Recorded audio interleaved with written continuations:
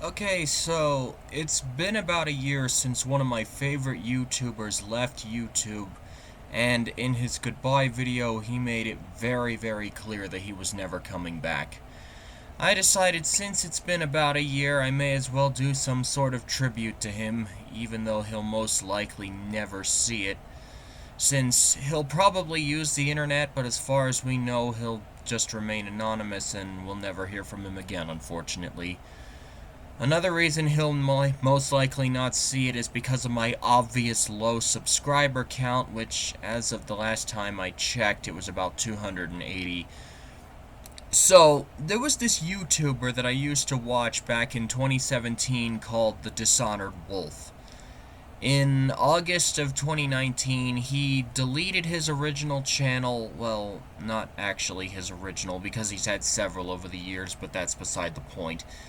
He deleted his channel because he was going through a really rough state in his life and dealing with a lot of drama on the internet.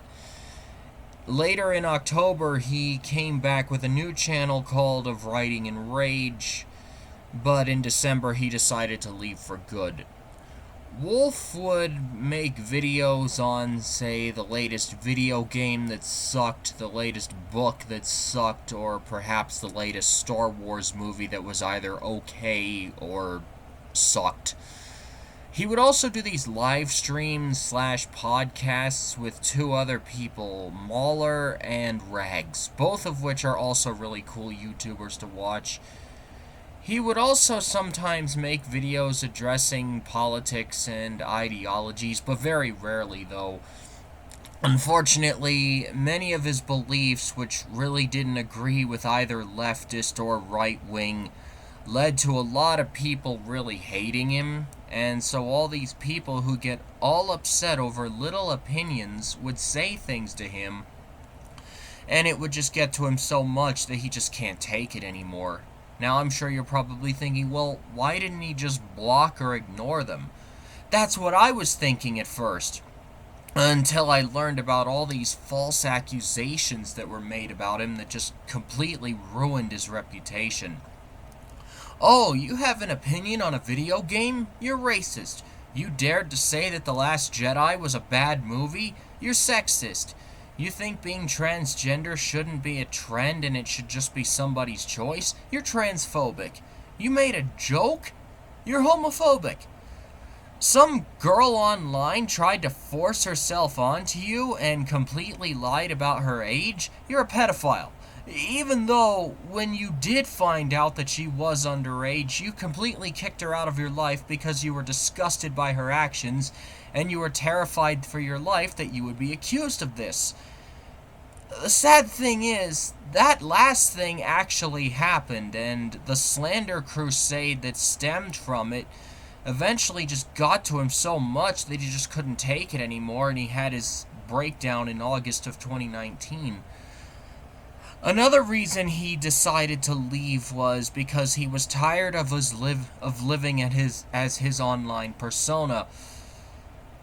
On In his time on social media and other websites, he would pretend to be this really abrasive character that he really wasn't in real life, and I think that's something that we can all learn from, is that whether we're in real life or online, we should never try to pretend to be something that we're not.